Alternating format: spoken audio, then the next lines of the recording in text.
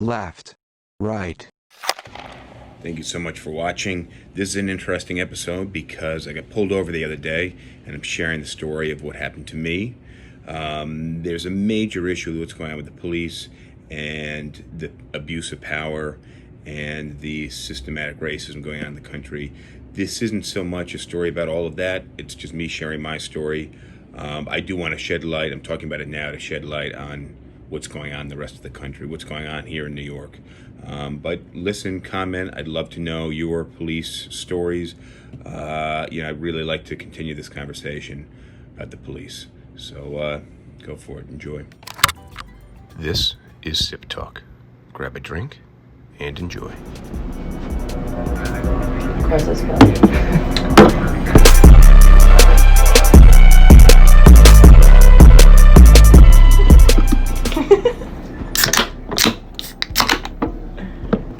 Cheers. Cheers. Cheers.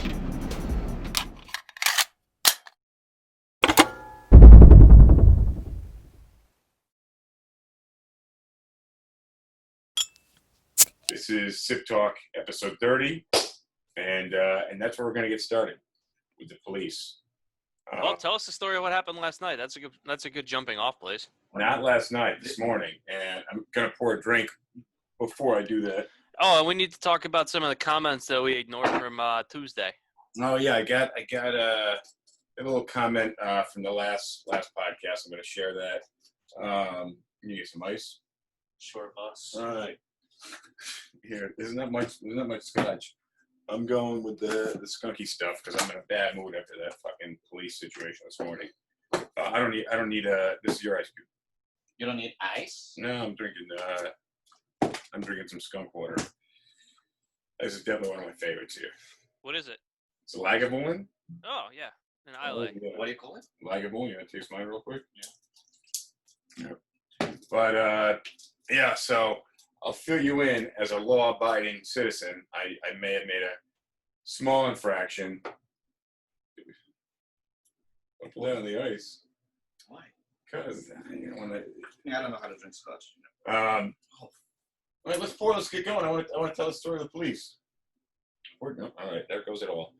That was my next half hour's worth of scotch. I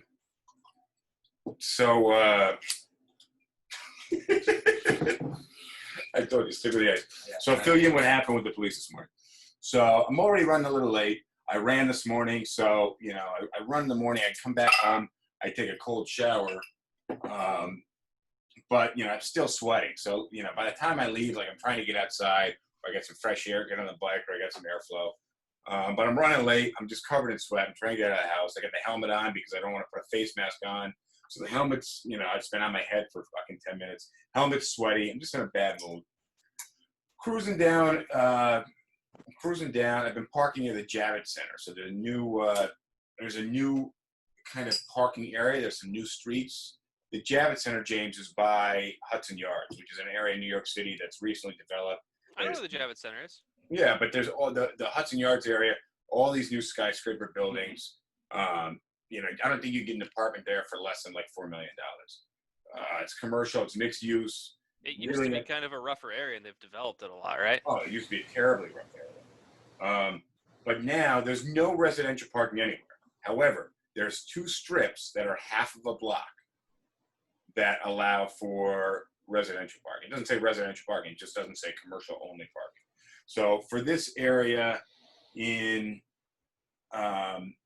the Hudson Yards, people park. There's a decent number of motorcycles that have discovered this spot. But I'm sure when motorcyclists figure it out, there's going to be no cars there. It's going to be all motorcycles. I've been parking there for the last few months. Actually, for a while, so much so that I parked in a different area, and I walked to this area by mistake, and it was like 10 minutes out of the way. But what is it, like 7 or 8 blocks from Javits Center to you? It's 4.5 avenues, which is probably 3/4 of a mile or so. So I like it just because I have to walk past less homeless people. Is really the only reason I like it.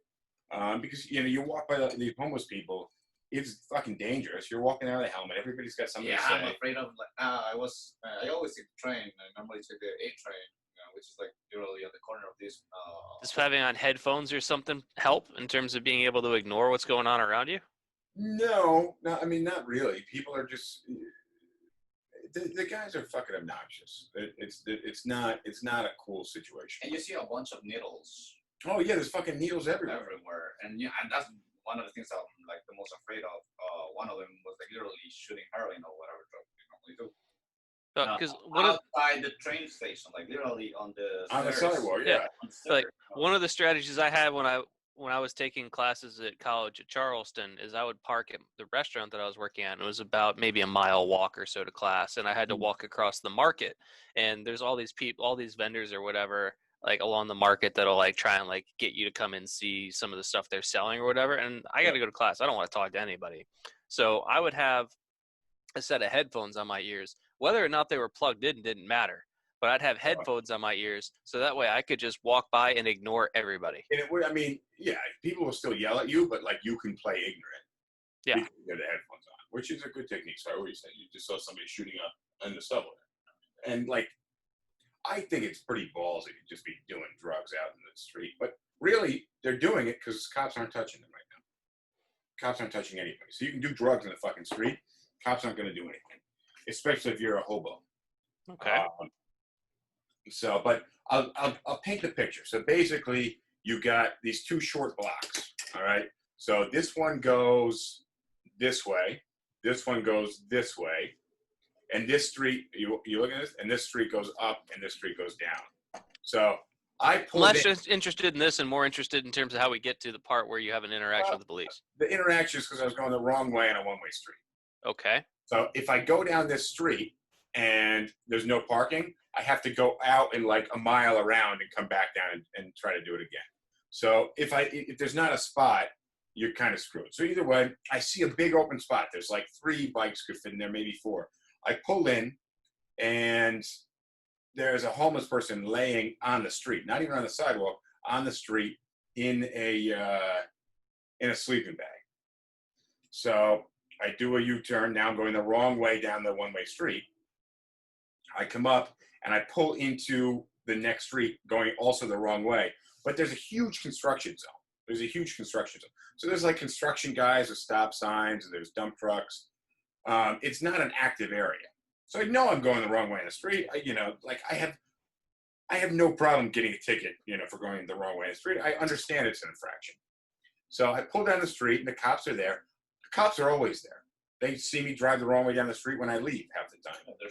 They don't seem to have, it's a non-issue, really. There's bigger issues than somebody that drives 10 feet down into a wrong way street, which is what I was doing, literally. On your motorcycle, right? On the motorcycle.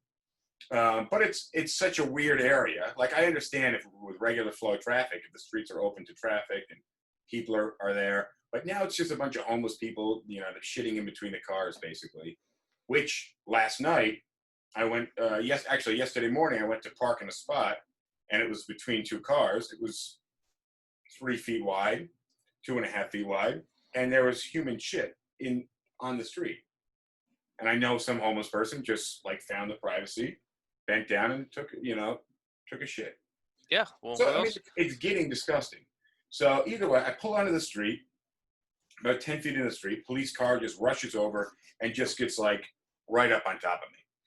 So, and I nod my head and I go like this. I know it's a one-way.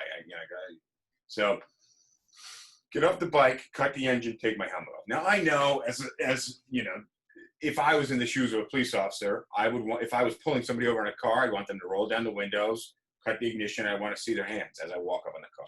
Yep. I assume if I'm on a motorcycle, I don't want them to think I'm going to run. So I take the helmet off, I put it on the mirror, I cut the engine. Now, the guy comes up, and they kind of rush up on the bike, and the one guy rips the key out of the ignition. The bike wasn't even on. But I'm like, okay, I understand that he doesn't want me to drive away. It's kind of a dick move, and I think it's overstepping his, what he can do, but I don't give him a hard time. Was he a white cop? Yeah, I think they were both white, maybe one white and light-skinned Hispanic, but probably both white. Like, definitely both white-skinned. And I say, I know, guys. I was going the wrong way. You know, it's my bad. And he goes, you know, what were you doing? I said, well, there's a homeless guy on the street. I pulled on, you know, going the right way in the other street, went to pull into a spot, and there's a homeless guy laying on the street. You know, so what was I supposed? He goes, it's not illegal to be homeless. I said, sure. I didn't say it was. I'm just saying, you know, the guy was sleeping on the street. I'm pretty sure that's illegal. And the guy starts getting this huge attitude. And I'm like, dude, I'm fine with taking the ticket. I totally get it.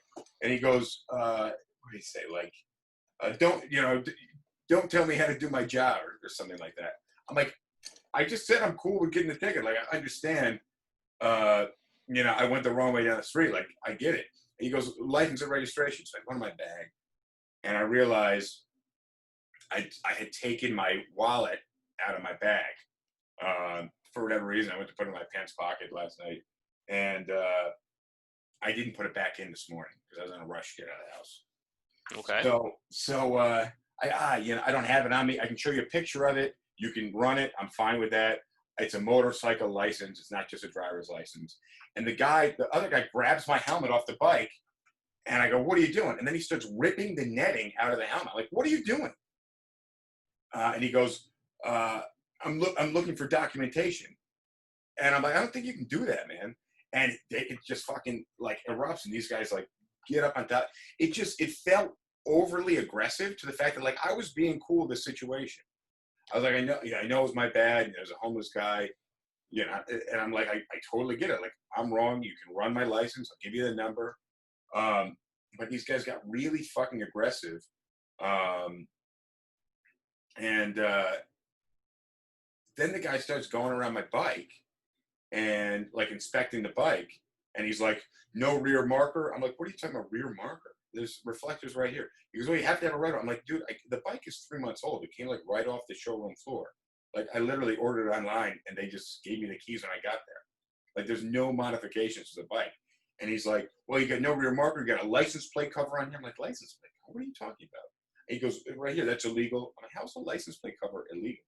If it is, I didn't put it on there. Write me the ticket for it. Then he goes, and you have your visor up. I'm like, I was parking the bike. And I could tell. Why is it illegal to have the visor up if you've got the helmet on? So something could hit your eyes as you're driving, hit you in the eye, and then you go, and crash. It's a safety issue, is why you have to have the visor up. So, but these guys are like but it got to a certain point where I was like, fuck, like, I'm trying to be cool, and these guys are like goading me. So actually, oddly, the Triumph dealership. Oddly, the bike dealership just called me now. But these guys, I feel like, are goading me into a fight. And I feel like they're trying to make this a fucking bigger issue. And they go back to the car. I mean, I wish I like wrote this down shortly thereafter, because I tried to record the conversation. I threw my phone on record in the back of the backpack, but you couldn't hear anything. Mm-hmm. They just make me sit there for like fucking 10 minutes. In the meantime, a bunch of homeless people are like just in the park. Like, half of them have fucking shoes on. They're just like rolling around in the fucking dirt. There's nobody here. It's not residential yet. It's in the middle of a construction zone. This area is basically taped off. It just so happens that like there is parking. So I said something to the guy. Finally, they come back, and he goes, "All right, now move your bike," or something like that. I'm like, "Oh, I'm not going anywhere. I'm parking right here." And he goes, "You can't park there." I'm like, "What do you mean that, you know, parking is allowed?" And he goes, "Parking is not allowed 8 a.m. to 6 p.m. I'm like, "But there's cars parked here." And he goes, "No, you can see the streets are shut down for Safer Streets program or something like that." I don't know what it is, but there's fucking drug users in the street. There's a man asleep fucking 15 feet away from me. So I'm just like, Safer Streets, and you know, God. I'm looking at a map right now. It may not even, these streets may not even be on Google Maps because they're brand new. But it's 35th, between 35th and 36th, between 10th Avenue and 11th Avenue. Okay, I see it. So if you can see, the one-ways kind of point away from each other. You can't do a loop. And the only way to do it is to drive like 4 blocks up, 8 blocks down, get on the highway, like circle around. The streets don't work together. You can't just do a loop. Oh, yeah. I You see what see you're how that talking works? about. So Yeah, like either you're going up 10th. Well, you could go up 10th, take a left on 37th, and back down 11th. if those streets aren't shut down right now for construction. Yeah, I don't know about that, but So yeah, so there's a lot of me driving 10 feet into the street, to like find a parking spot isn't that big of an infraction there. So, but it oddly felt like it was going. If I complained more, it was just like, guys, like, what? Why are you? I understood I broke the law. I'm fully licensed. Like, I've lived and worked in this neighborhood for about a decade. The bike is registered, the bike's inspected. Like, I get it. I went the wrong way, but why is this a bigger issue? And it oddly became this fucking big issue. And I was so pissed because they wrote me like $300 for the tickets. what were the tickets for? One way and All right, so the one way we all agree about. yeah, like I'm down with that. And what's the other one here? And these are fucking big ass tickets. Failed to present license. So you can challenge that one. I know that. And he's like, if you keep talking, we're gonna write you a ticket for the visor and for the reflector and something else. I would fight. You could fight all of those except the one way, and you and you can fight the one way. I can off stream. I can tell you how to fight all of these. But I was so mad because like it was complete force and completely unnecessary. And you also know that they know that they're not going to be held accountable for it. But a lot went through my head at the time because it's been a while since I've had really bad interactions with the police. Like, I've been hit. One time I was at a light. I was at a traffic light. It was snowing. It was 7 o'clock in the morning. Light turned green. The cop in front of me went in reverse. And he hit me. I was on the bike. And somehow his bumper locked down on the front tire of my bike. Had we not been exactly perpendicular, the bike would have tipped over and gone under the police car. And because there was fresh snow on the ground, I hit it and kept sliding back. And I was beeping the horn. And I mean, this wasn't like a split-second thing. This was like a 6 or 7 second interaction, which Everything with snow happens in slow motion. But in the moment, it felt like it was like over the course of 25 seconds. But I'm telling you, it wasn't like a split second. It was like a 6, 7 second thing. He hits me. I'm beeping the horn, and I see the guy checking his mirrors. But I'm directly behind him, so he can't see me unless he checks his center mirror. And finally, I reached up and was hitting the back of the car because I was just locked in, sliding backwards for maybe 8, 10 feet tops. And these guys got out, and they're like, "What were you doing?" I was like, "I was in fucking traffic." And you guys just put your car in reverse. How does that even make sense? But of course I didn't have a license at the time. So I was like, you guys are right. Whatever. What is with you and not having a license? Well, I had a driver's license. You just didn't have the motorcycle license. I didn't have a motorcycle license. So my situation with the motorcycle license, I bought the bike in South Carolina, bought a bike in South Carolina, just as the laws were changing in South Carolina that if you had a driver's license, you could drive a personal watercraft, you could drive a boat, you could drive a motorcycle, you could drive whatever. You could drive a tricycle in addition to a car. They changed so that a driver's license was just the car, and you needed a personal watercraft license and a motorcycle license and boat license, whatever else. So I got it as that was happening. They allowed me to register the bike or whatever, but then you needed to get this designation, whatever, as a motorcycle. Then moved up to New York, and when I registered and I switched over my license, they just gave me a regular D license, not DM. M is for motorcycle. And then in order to get a motorcycle license, you have to take the permit test, which I took, and then you have to show up to the test location with your own bike, but you cannot drive it if you're alone. If you have a bike permit, the way you practice on the bike is you drive with another licensed rider. In the back of your bike? No, when they have to be within a half mile of you. Oh. Because in a car, you have to drive with another licensed driver, and they have to be in the car with you. But it's more difficult to drive on a motorcycle with somebody the 200-pound person sat on you. And so But I never knew anyone else. So you can't, like I said, you can't just show up to the site location with your bike.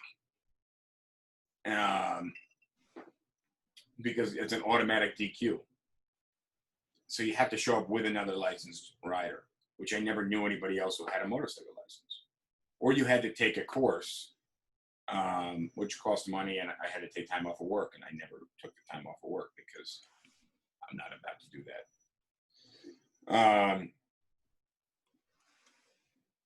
But yeah, it took me a really long time. And then there were times where I'd be pulled over on a bike, and you know what they would do when they found out I didn't have a driver's license is they would tow the bike, which was not cool.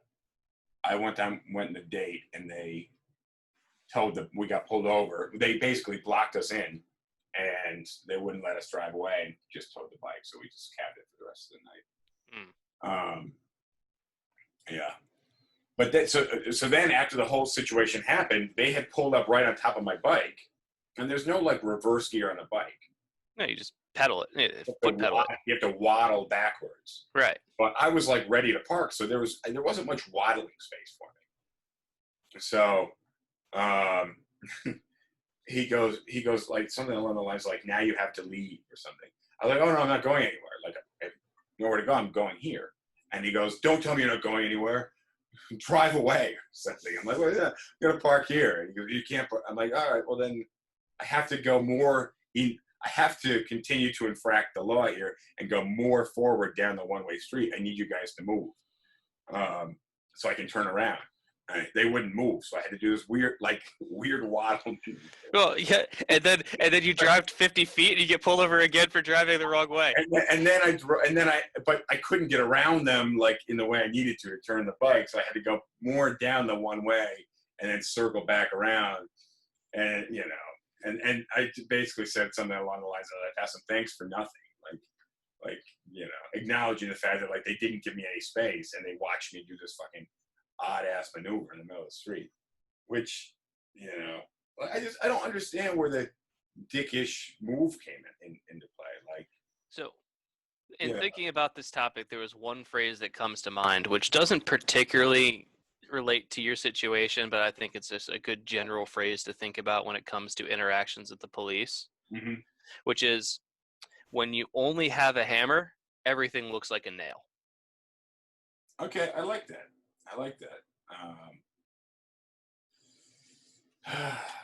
Yeah, but that's where for me,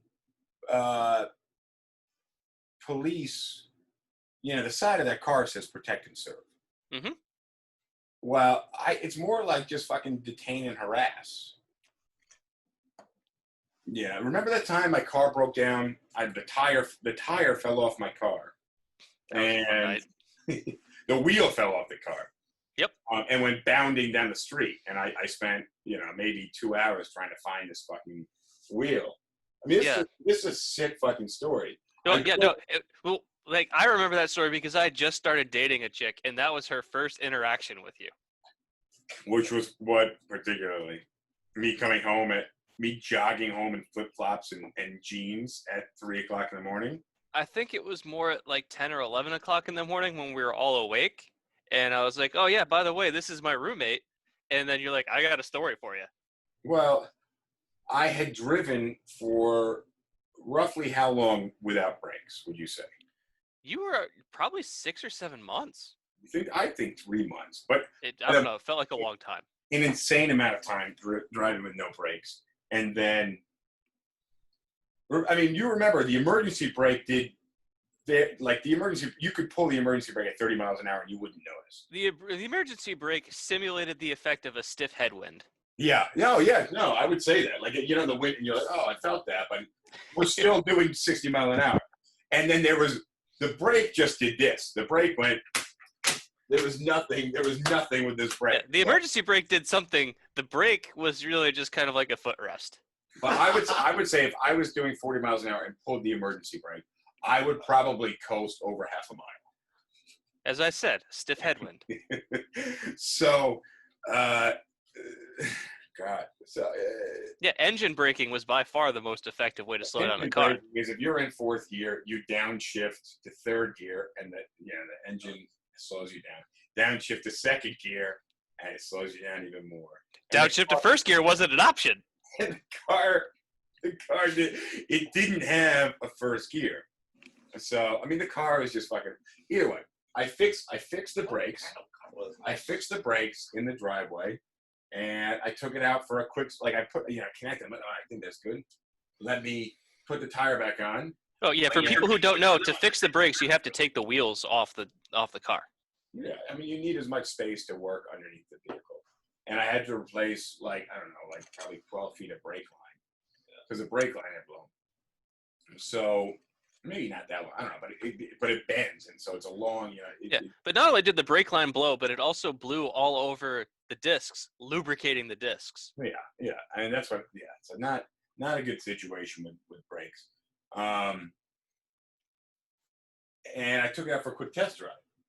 Now I imagine where my head was at when I popped the wheel back in the car, tightened the lug nuts by hand, and took it around the parking lot was, let me just test it and see if there's brake pressure.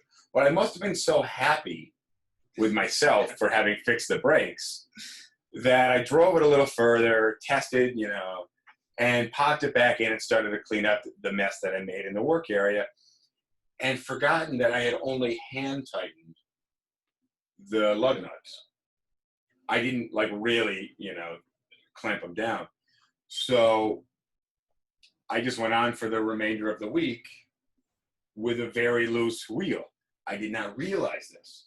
Now, 5 or 6 days later, the car's making this knocking noise from the front. I don't know what it is.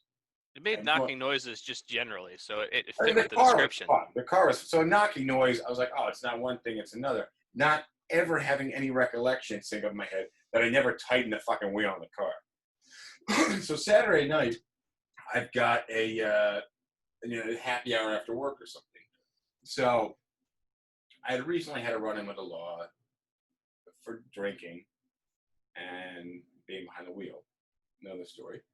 But either way, I went out to happy hour. I had like one and maybe 2 beers because I wasn't drinking much left. Before I walked into the restaurant, I could hear the knocking, and I'm out in the parking lot, getting the car up to like 10, 15 miles an hour, putting it neutral, no doors on, no top on, it was a Jeep Wrangler, getting the car up to 10, 12 miles an hour, leaping out in motion, and then running alongside the car trying to listen to where the noise is coming from, because it only happened when it moved.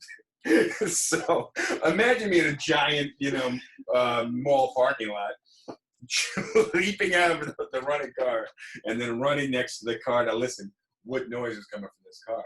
I couldn't figure it out, and I go inside. I had 2 beers. I leave, driving home, and I'm driving not fast, maybe 48, 50 in a 50 or something like that. Not going fast, and It's pretty fast. well, I'm doing the speed limit, if not less, because I'm terrified of getting Where you were driving was a 40-mile-an-hour zone. I wasn't driving fast, is the point. Yeah. All of a sudden, and I'm hearing well, actually, before that, there must have been 8 people in this car. They're all hammered. They drive by. They're hanging out the windows physically, going, dude, your car's making noise. And I'm like, shit. Like, I know this, but thank you for, solidifying the point that, my car is a piece of shit, that, some random other car speeds by me and just points it out. It's like being a 400-pound person and somebody drives by on their bicycle like, oh my God, you're so fat. Thanks, I know. It didn't make me feel any better about myself.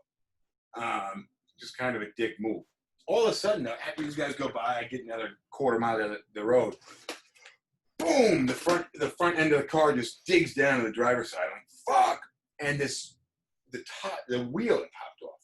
So the tire is with rubber. It's got a lot of weight on it. As it popped off, shot up into the air. So it was compressed. Yeah. No longer had the weight on it. Pops up into the air. And out of the front of the car, as it's down like this, because there's no tire on it, the metal rotor is riding along the concrete, and there's sparks flying up by me. And I'm doing 40 miles an hour. 40, 45 miles an hour, now shooting up sparks, and now the Jeep's going slower, but the tire is not. And I'm pushing on the brakes, which are now nice and taut. The brakes work. But obviously, one is not doing its job. And I come to a stop, and I'm watching the tire just bound. Now I'm broke. Obviously, I'm very broke because I fixed it. I drove 3 months with no brakes, and and I fixed the brakes myself. So I'm broke. And I'm watching the tire. I'm thinking the wheel itself costs about 150, 175 bucks. Yeah. A new tire is going to cost me 150, 200 bucks. So I'm not letting my sight lose this fucking wheel going down the road. And it was bouncing, like bounding. At 45 miles an hour, 10 feet in the air. And there's a taxi, not like a yellow cab that we have here, but like a South Carolina white taxi. And it's just coming at the fucking wheel. And he's not changing lanes. And I'm like, oh my God. I'm watching it. It's a straight shot in a road. Watching it, going, oh my God, he doesn't fucking see it. It's going right towards him. I'm like, fuck, it's going to land on the car. Yeah. It went right over the car. And that's about where I lost it because his headlights were illuminating it in front of it. And then. So this was at night? It's at night. It was 11 o'clock at night. And then I'm like, fuck. So I pull the car another 11 feet into the center lane of the fucking road, not highway. And I go off and trek out for this fucking tire. And I got flip-flops on and jeans on. And South Carolina, it's it's probably 80 degrees and humid as shit. And I'm headed up the street, and I walk on one side, and I'm looking because you ever lost a tire? Like those things will fucking roll for fucking miles. They just go and go and go. I'm like looking, and then I come back on the other side of the street, and I don't see it. I'm like, fuck, where could this thing be? So I walk even further. I must have gone a mile up the street. Nothing. I come back, and now I'm just like, I don't even know what to do. I don't know if I can't afford a tow truck. I don't have credit cards. I have $108 in my bank account, and I got to pay rent in 3 weeks. Like I don't know what to do. So I'm not going home without this fucking wheel. And so I go up, and I actually wasn't that far up the street. It bumped into a fence. I finally found it. Third trek up, and now it's a Jeep tire. So like us? Yeah, it's like 34 inches. It's fucking huge. So I grab the tire. I hoist it up myself. Obviously, it's dirty as fuck. I'm now covered. I might as well roll around in the fucking middle of the highway. Yeah, I got this fucking tire. I walk back. I put it in the back seat of the car. It takes the whole back seat. It's this fucking big. And you know how big the back seat in the Jeep Wrangler is. It's not that big, but it takes the whole fucking seat. And I'm like, now I gotta drive the Jeep with three wheels. With no front tire. And I'm like, well, I coasted 55 feet.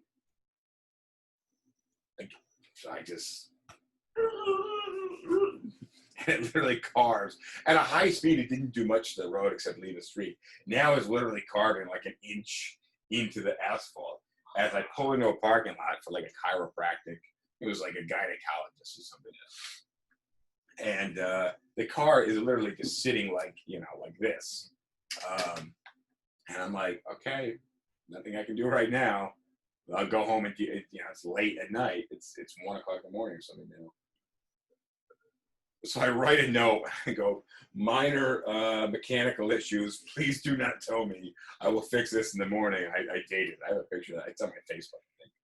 Yeah, because I remember the next morning, like, my temporary girlfriend gets to meet you, and this is how she gets to meet you: is you telling the story of almost killing a taxi driver, like, I by tire, and then called James to pick me up at jail on a Sunday morning. So yeah, I'm like, James, I need you to drive me back to my car. And they're like, what happened?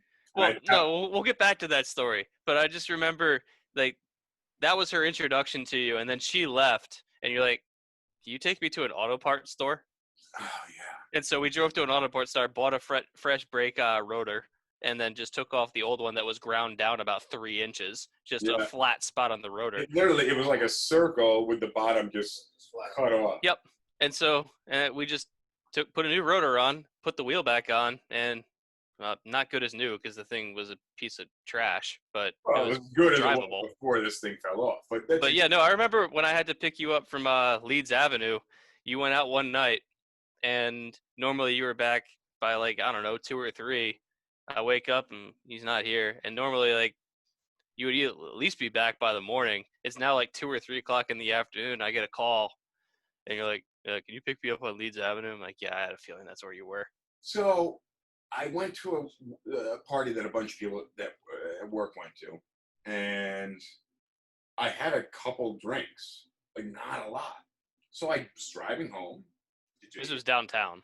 It was downtown, so I'm driving home, and I'm in this lane. I don't know downtown that well, and I don't know the area. So I'm in a lane, and the lane ends. So I just, I move over. Well, this was also when your Jeep had no brakes. And this is also when the Jeep had no brakes, actually. So yeah, this is the time period before we fixed before the fucking tire popped of the car. So I get pulled over, and he pulls me over, and he's like, you know what you did? I'm like, I have no idea. He's like, you crossed the line. I'm like, well, but I didn't. I was in the lane, and it just ended. You can't do that. It was a solid line. I'm like, well, really? But I got the doors off the car. The top's on, but there's no windows. It's all open. So he goes, sir, have you been drinking? I'm like, yeah, I had 2, maybe 3 drinks over the last few hours. But you can give me a breathalyzer. I'm sure I'm fine. Yeah. And they're like, we don't have a breathalyzer. We'll bring you to the station for that. I'm like, oh, okay. Well, do you want to do a sobriety test? And I was kind of a dick. I knew I wasn't drunk, but I don't have a Southern accent, so they knew instantly. I'm a ball busting Yankee, and I'm like, give me a sobriety test. I know I'm good. So or give me the breathalyzer. I know I'm good. So they give me a sobriety test, and in my recollection, it went perfectly fine. I didn't feel drunk. I feel like I feel right now. You have a drink, and it was also it was like 5:30 p.m. we got there, and I had maybe 2 or 3 drinks. 2, maybe 3 drinks. And it was now 8:30, 9 o'clock at night. And so it wasn't like now I go out, I don't have to drive anywhere, blah, drink a bunch. I need to take taxis in New York City. Drinking and driving is not an issue you think about when you live in New York City. Especially with Uber now. You got Uber, you got cab, you got public transportation. Drinking and driving is not something the regular person that lives in New York City. I would recommend you actually using public transportation when you're drunk. Well, a lot of things can happen. But you're not getting a DWI. DWI is not your concern as a New Yorker. But I did a sobriety test, and I think he asked me to do my fucking alphabet backwards, which. No, I've been through 2 sobriety tests. They don't ask you that question. They were busting my balls. Oh. So they were really busting my balls. I'm like, I don't know, X, ZYX, W. I don't know. I don't know. I can get to 4. I'm like, if I really, but either way, it's not happening easily. No. So, the sarcastic person that you are, the sarcastic answer that you normally give. I was being a dick because I didn't. Just like this morning, I was like, my bad guy is a homeless guy. It's not illegal to be homeless. Well, I didn't say it, but he was sleeping in the street, and that's illegal, right? I'm like, and the guy's like, I don't know, you're not. Why are you arguing? I'm not arguing with you. I know I was going the wrong way. I happily take the thing. Don't tell me how to do my job. I thought that you were gonna write it. I was gonna take it. I don't. I don't. So I do the sobriety test. I'm like, are we good? And he's like, no, come with us. I'm like, did I fail the test? I'm like, did I fail the test? And they're like, come with us. I'm like, well, where are we going? And they're like, we're not answering your questions. We're in charge. And they fucking handcuff me and start pushing me around. Like, I'll just go you don't have to push me. Like, I'll go to the car. And they're like pushing me. They fucking crushing me in the back of the car. I was bigger. Was I big at the time? I think probably about the same size as you are now. I'm way out of shape now. Thanks. I don't know. We're talking about something that happened literally 9 or 10 years ago. Yeah, literally. No, probably 2009 or 2008. No, it was probably 2010. It would have been like November of 2010. I didn't live in Charleston 2010. Yes, you did. Not in November. I moved August 2010. Then it was 2009. Yeah, it must have been. It was a while back though. one of the things that people have to understand is like you don't fight the cops because they don't have the authority to put you like or do anything in general. If they give you a ticket, just grab it. Don't fight with the cops. Don't be like, but I did this, but I didn't do this or whatever. In my case, personally, I've been here for 5 years almost now. I had 2 interactions with cops, and the 2 of them were amazing. There was a time that I was completely drunk and I couldn't like request an Uber because I was drunk. And a cop literally went like, I can order an Uber for you if you want to. I was like, great. He waited with me until the Uber got there and put me into the Uber, and then, everything was fine. The other time was I was being friends with this guy, and he was like, listen, if you put a brown bag on top of your drink, or like, to cover it, you can drink it anywhere, nothing will happen to you. Being the naive person that I was literally 3 or 4 years ago, I was like, great, I want to grab a beer and just drink it in Times Square. So I'm drinking a tall boy, I think it was Stella or something like that, and I was just drinking a beer in Times Square. Back then when the police was found still, and I'm drinking a beer, and then a cop stops me and goes like, what are you doing? Is that alcohol? I was like, yes, but it has a brown spot on top of it. And he was like, but that's illegal. And I was like, no, but a friend of mine told me. I mean, he's American. He's a white kid. He literally told me, if you put a brown bag on top of it, you will not get a ticket. And he was like, oh my God. He's a bad friend. He's not a good friend. And that's illegal. But if you chuck it in 5 seconds, I will not give you a ticket. So I literally went like, Yep. Oh God. So my interactions with cops were always like the best. I've never had a cop that was like, oh, you're this, you're that, or whatever. Because I've heard people saying like, yeah, there are cops that are fucking assholes. And then someone told me as well, you don't fight a cop. If you want to fight a ticket, go to court and fight in court. You don't fight. They're right about that for sure. Well, but I was trying to be cooperative. No, we're not saying you weren't. We're saying that In the cops that in you were all dealing with scenarios. this morning were dicks. There's a lot of people that just go get a DUI or whatever, and they go like, well, I'm not drunk, or I'm not doing this, or I didn't do that, and they're fighting a cop. It's like, you don't need to fight the cop. You have to go to court and fight with the evidence that you have in court to the judge, not to the cop. The cop will give you whatever the fuck he wants to. You just don't want to piss him off because, he has a gun to begin with. What are you holding in front of you? Liquor bottle. For some reason, the camera gets all screwy. What are you drinking over there? Finishing off the bottle of Bacardi Black. That last year, a couple of episodes was good. Yeah. So just real quick, because I'm thinking about the time where the wheel fell off the car. What happened to me with the police that time was, as I had loaded the tire on the car, and I was like, all right, finally good to go. So sitting there, tires in the back car, I'm like writing a note. A police officer rocks up. She gets out of the car, and she goes, what seems to be the problem? And I was like, what? So we agree there's a problem here. Well, I'm like, as you can see, I'm having some mechanical issues with the car. And she goes, license and registration.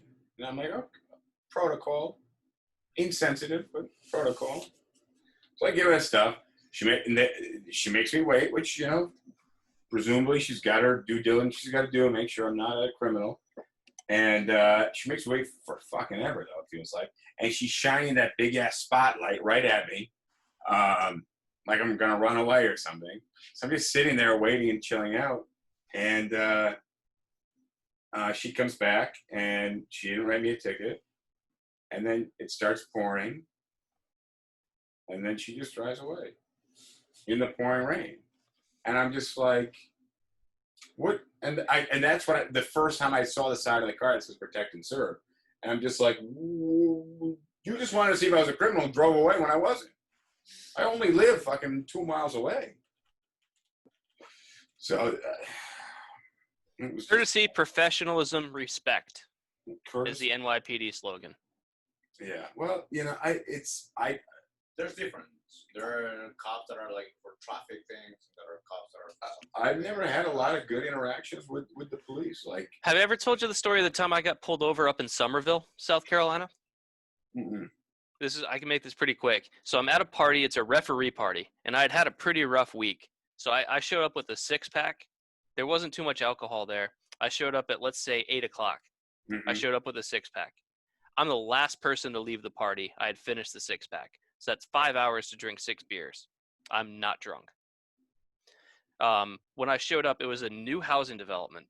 And so there wasn't any street parking available. But when I showed up, there were probably 7 or 8 cars that were parked in an empty lot right next to this guy's house. So it was like a grass lot, and there were a whole bunch of people parked there. So I parked there next to everybody else. I'm the last person to leave. I walk out of the house. I go to my car. Now, when I showed up to this party, I was dressed with a button-down shirt, very similar to the one that I'm wearing now, slacks, and I was wearing suede wingtip shoes. Okay. At the time, I was driving an Acura RSX, a 3-door hatchback. So I get in the car. I'm in a very residential neighborhood, probably speed limit of 25, stop signs every intersection. So I start driving, and I'm doing under the speed limit in a 25. Hit a stop sign, come to a complete stop. Hit another stop sign, come to a complete stop. Now flashing lights behind me. I'm just like, I don't know what, like, do I have a brake light out or something? And so the cop comes up and he's like, what are you doing here? I was like, I was a get together for some referees or whatever. Like, I'm leaving. He's like, why were you parked in that grassy lot? And I was like, well, there wasn't parking on the street available when I got here. He says, well, we've had some reports of people like doing donuts and stuff in the fields next to this development or whatever. I said, look at my car. First of all, no grass stains, no mud, no nothing. Second of all, it's an RSX. Like, if it were to try and do that, it would just get stuck. Third, look at the way that I'm dressed. Like, Oh man. and so I end up having to go through a full sobriety test. And like, I passed it, and then they say, we're going to search your car. And I said, no, I don't give you guys permission to do that. They do it anyways. And they find like some small speck of green in the car. And they're like, why do you have pot in the car? And I said, I don't. And they're like, well, this is pot. And I said, no, it's probably not. And they're like, oh, okay. Soccer referee. It's fucking grass. Yeah, right, exactly. That's what it was. But they're like, why do you have pot in the car? I don't. And so after this whole thing, they waste like 30 minutes of my time trying to find something to get me on. And at the end of it, I was so pissed. But I was like, you know what? I've got 2 choices right now. I can either just drive away and be pissed, or I can talk myself into a ticket. Well, exactly. That's where I left. I felt there'd been some injustice served upon me, and I had to just give up. And Do you think that if you were black, would you kind of away with it? well, so Dude, if he was black, it would have been way worse. but somebody brought a Not really in New good York at this point. somebody brought a really good point up to me, and it actually made me so much less mad today. Was that the police? And I mean, I watch it happen all the time. Police officers lately have been very lax with the homeless population, and because there's not much they can do, and the homeless population is literally taking over, and they don't even know how to fight it during normal times. And also for black and brown people, they are very non-interactive because they're really, they're not exactly sure how to assert themselves, and they don't want to do anything wrong. So I'm a prime target for them right now because they can take it all out on me, which I actually believe led to I was trying to be totally cool when they came up, like, oh, I was a homeless person. It's not illegal to be homeless. I'm like, oh, he didn't say it was. I said he was on the street. He was laying. He was in the spot. I didn't want to run him over. I understand I was going the wrong way. You can write me the ticket. But he got so mad when I was like, there's a homeless person. And that's where we started off in the wrong foot. Where I was like, there's a homeless person. And he just fucking blew up on me. And I was like, why are you getting so aggressive with me when, I'm here to take the ticket? Bend me over, man. So I don't care if the homeless people watch. Let me unzip myself. Yeah. Well, one of the theories that I've had when something like that happens is that What's up, James? What? Sorry, other James. Oh, when something like that happens is that there has to be something else going on in their lives that's provoking that kind of a reaction. But clearly there's everything that's going on right now is provoking the police. For everyone, but then again, that's the reason why you go to training session to become a cop. But that's what become a cop out of nowhere. You just don't be like, I want to be a cop, and they go like, here's your plaque, here's a pistol, go out there and But be a that's cop. where a lot of things are happening right now that the cops are not well trained for. Racial injustice is happening. Blindness by cops. But just the fact that it got so fucking elevated that I was like, fuck, if I keep talking, it's gonna get physical. Yeah. It's gonna get physical. And I'm just trying to be a friendly guy, understanding that I broke the law. And I went into that like I got pulled over last October, and he pulled me over. I'm like, "Hello, officer. Can I ask what happened?" And he goes, "You just cut me off right there. You didn't say." I go, "Oh man, I'm so sorry. Don't call me man." And I'm like, "I didn't mean it like that." He's not like, "Oh man." He's like, "I'm not your man." I'm like, Dude, it's a common phrase. Relax.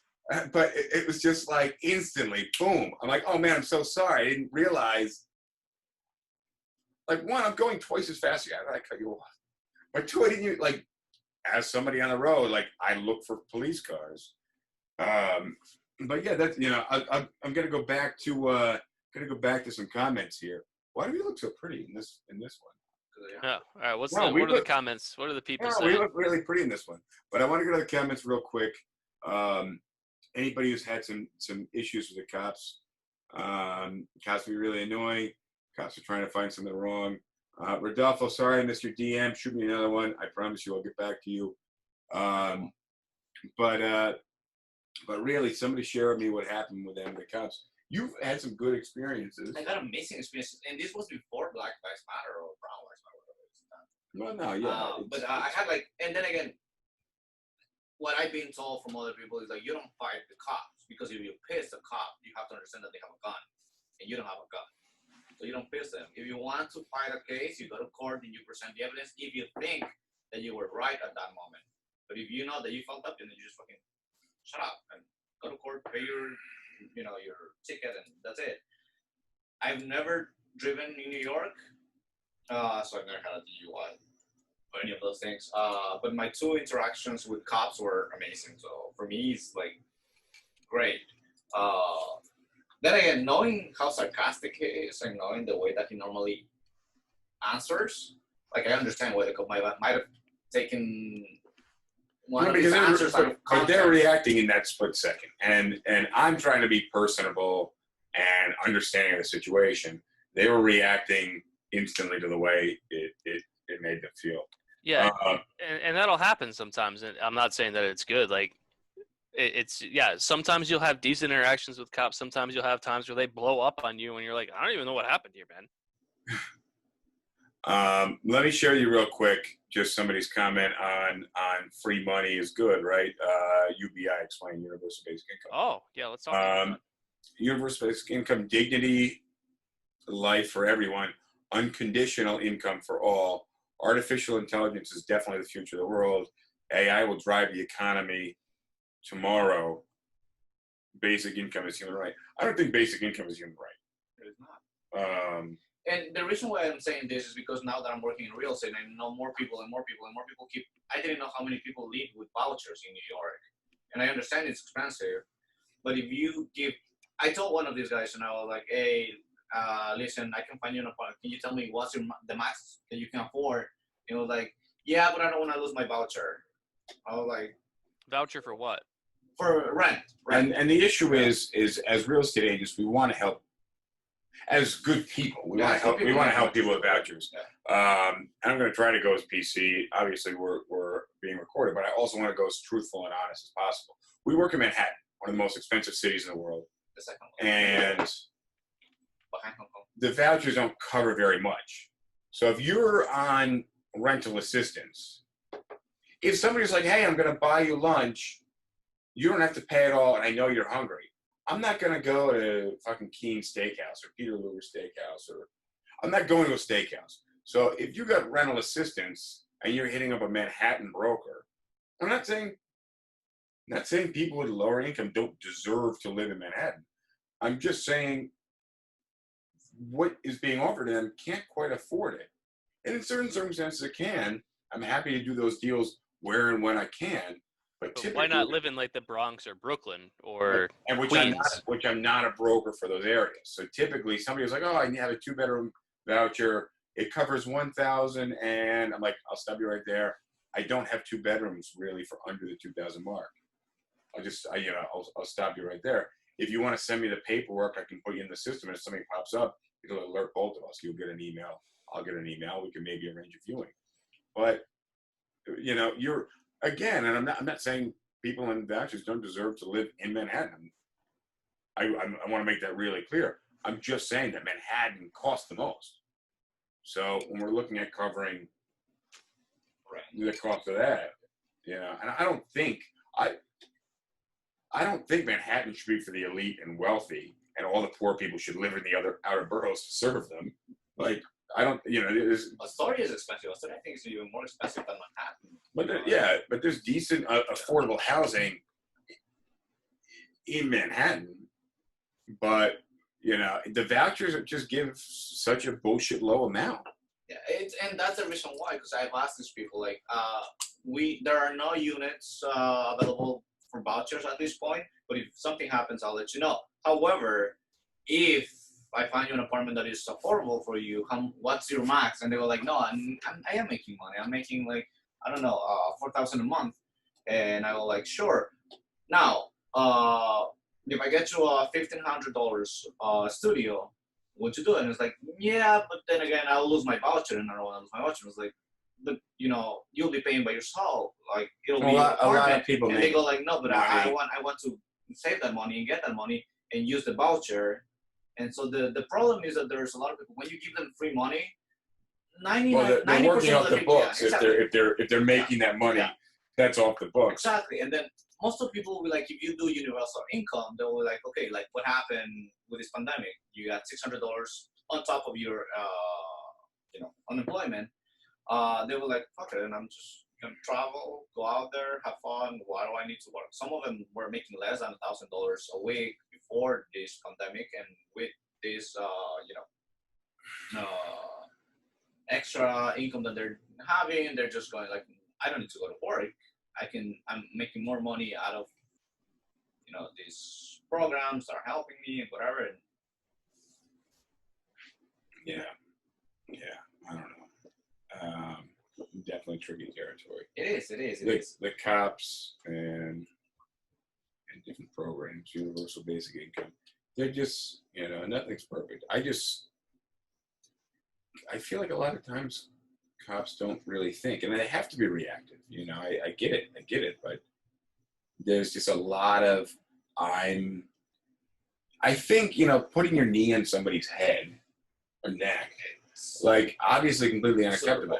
But when you're not checking yourself because you think you're above the law, you're not even realizing there's anything wrong with what you're doing because you're not checking yourself.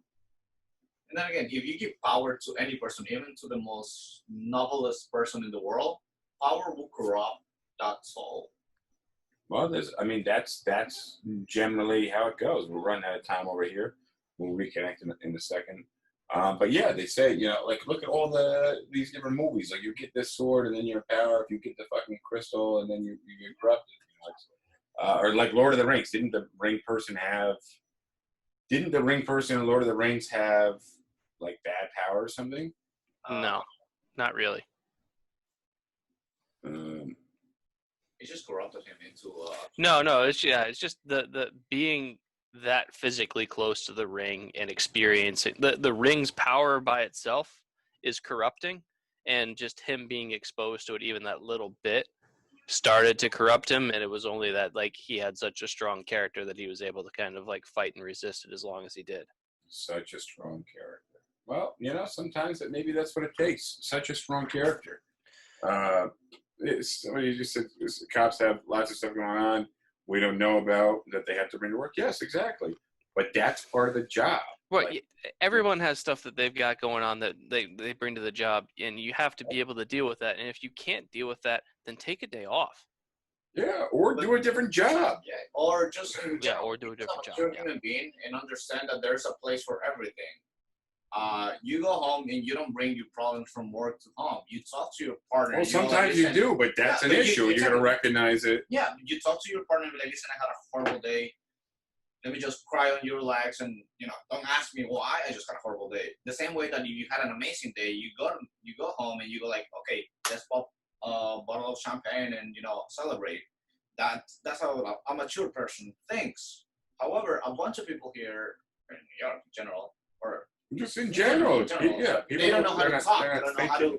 how to express what they're feeling, and so they keep it inside, and it builds up, it builds up, it builds up, and at some point, there's someone out there that did something like something minor, something stupid, and they just blew up with that person, you know, and that might actually be what happened to you today. That Yeah, I person mean, might have problems. but it was definitely both of them, and it was definitely. He might have ED, and you know. Well, yeah, I mean, maybe it's Morning, possible, maybe, you know, but it escalated really quick, and it turned me on to a lot of shit that's going on, and I've never had a good relationship with the cops, even when we lived upstate, and Scott and I would do work on a car and take the cars for test drives, or we go off-roading, which was illegal as shit. We were just kids, but we got locked up. I remember being handcuffed to a fucking thing on the wall. And it was too high up, so you couldn't sit comfortably. But then it was too low that you couldn't stand. The chair was at an uncomfortable height, and we were locked to the fucking wall, and we were in there for fucking hours. You know, and like I've been to court fucking gazillions of times where you know I'm a defendant for whatever traffic infraction, or you know, back when we used to Jeep, we used to just go, you know, follow trails. You see a trail on the side of the road and you follow it because it's a fucking trail. It's not like a road. It's not got a street sign. You follow it and then, you find out where you are. Like shit, you know, like is backtracking an option? We just went off-roading through the fucking mountains, which we basically grew up in the mountains. So like a very common thing. But, I don't know. What do I feel that I learned today? What do you feel you learned from today? Just not I don't think I learned. No, I don't think I learned anything. I don't think I learned anything. I don't know how I would have dealt with the situation better because I was trying to be friendly right off the bat and admit that I was wrong. And when the guy fucking grabbed my helmet and started tearing the fucking shit out of it, and I was just like, "What the fuck is going on, man?" Like I told you, I have a motorcycle driver's license. You can look me up. I can show you a picture of it. Like I know the fucking numbers of my driver's license by heart. You know, take the time and look it up. I'm not going to argue with you. You have the key.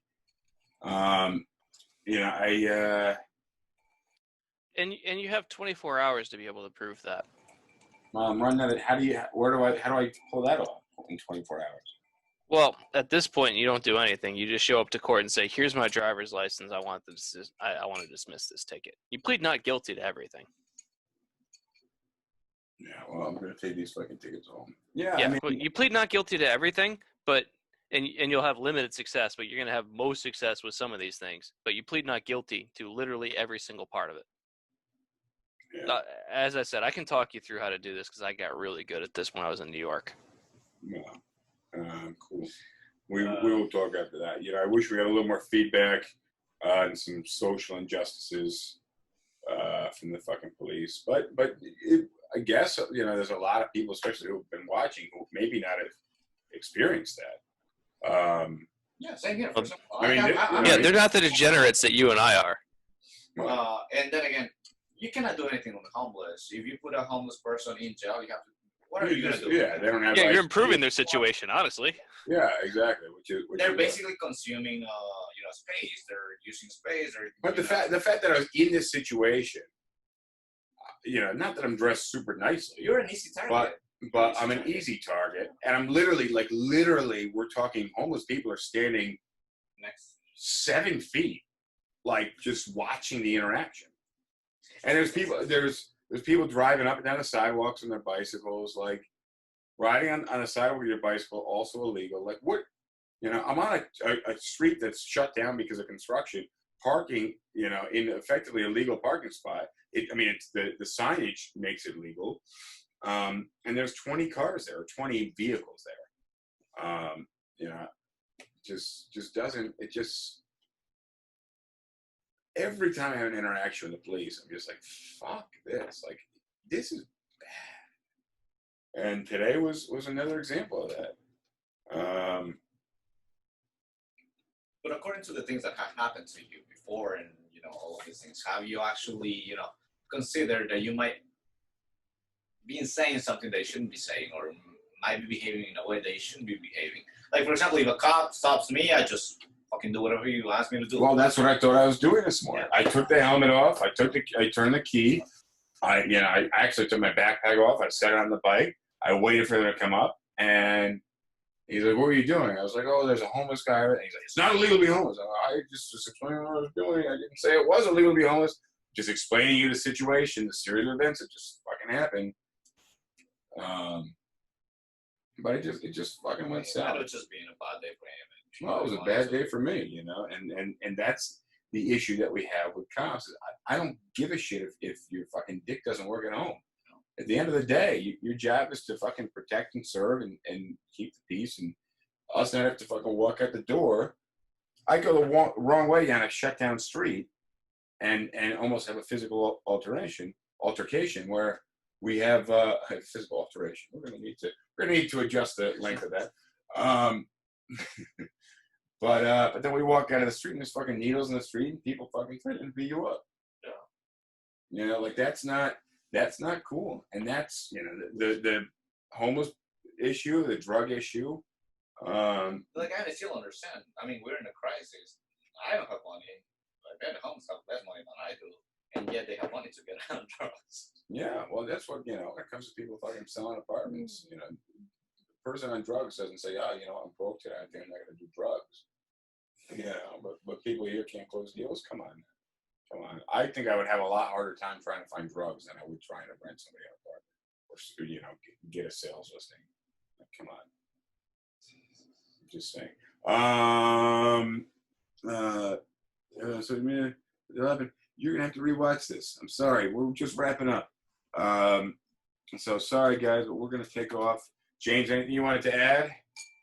No, I get your experience with cops and whatnot, because there's sometimes where you just don't understand why they're being so aggressive with you, and all you're trying to do is just answer their questions, and they immediately assume like you're a Pablo Escobar level kingpin that they just managed to take down. Yeah. And I'm not saying I have the worst of it. I'm just saying, there are issues that need to fucking be dealt with. Nobody else seemed to chime in this time, about other issues, especially race-related issues. But there are some major.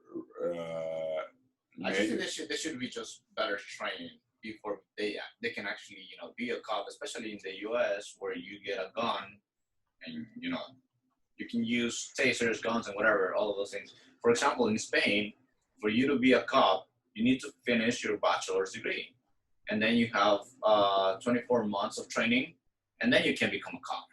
Yeah. Here you don't do that. Here is I think it's 6 months. No, it's not even 6 months. Yeah, 6 weeks or something along those. I looked at becoming a cop when we were in South Carolina. Really? Yeah. I don't remember that. I go out with him, because every time that I go out with him, it's like, he's with a cop. Yeah, and half the time people think I'm a cop, so. We have a funny story that we should totally discuss about, we're not gonna talk about that. But I did walk down the block a couple weeks ago, and was meeting somebody around the corner. Scott was in town. Got out of the train. I was gonna go catch up with him, bring him back over here. And I'm walking down the street. I'm on the phone. This guy goes, "White boy's a cop," and I'm like, oh. And he goes, "Kill him! Let's kill him!" And these guys started coming after me. And they're like, "White boy's a cop, kill him!" And I was like, I just kind of jogged out of the area. They were a little ways behind me, so they gave up chase, and that was that. But I don't know. New York City sounds nuts right now, man. It's just you got the homeless people. You got the people. The rebels removed. And now there's fucking no rebels, which I think is. rebels were the scooters. Yeah, we already talked about 3 And weeks ago. yeah, and like, It could be California. My brother, who lives in Sacramento, said that around this time last night he walked outside and there was just like ash coming out of the sky. oh, that's fucking wild. They're having wildfires right now. But I don't know. Maybe I need to fucking live on an island and like have friends over sometimes. So a lot of my friends don't get along. So like, I don't know. Rewatch the movie Castaway. well, I don't want to be any island myself. I want a little more infrastructure. You could have Wilson. Balls don't do much for me, James. On that note, I'm out of here. James, I will catch up with you Next Tuesday. Next Tuesday. I will see you next Tuesday. What should be the topic for next Tuesday? We'll talk about it. We'll talk about it soon. All right, we'll see what happens. See the events. Adios. See ya. Thank you for watching this.